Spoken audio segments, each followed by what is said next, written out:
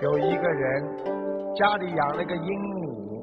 鹦鹉大家知道都会学舌的，都会学人家讲话的，很可爱。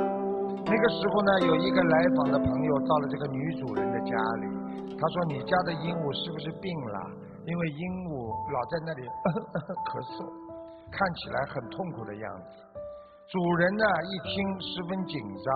等客人走了之后呢，就带着鹦鹉呢去看那种兽医了。查了半天呢，这个鹦鹉很健康，一点毛病都没有。那么鹦鹉又是怎么会咳嗽的呢？最后才发现，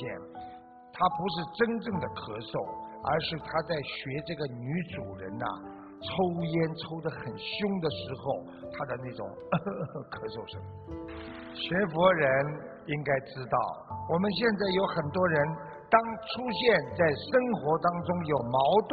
或者问题的时候，他们总是把目光先盯在别人的身上，就像刚才那个女主人一样，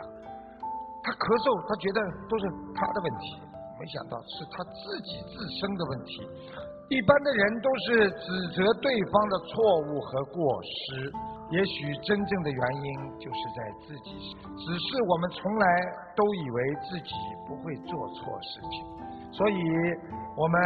根本就不会觉察到自己的毛病，更不会自己去改正它。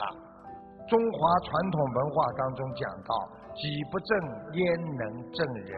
所以修心必须要自修，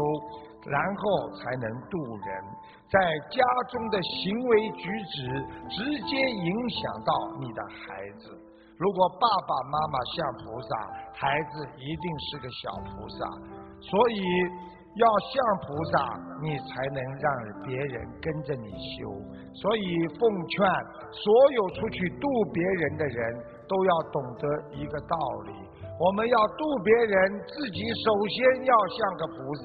在家里要想让先生跟你学，你要先像菩萨，先生才会感动。榜样的力量那是无穷的。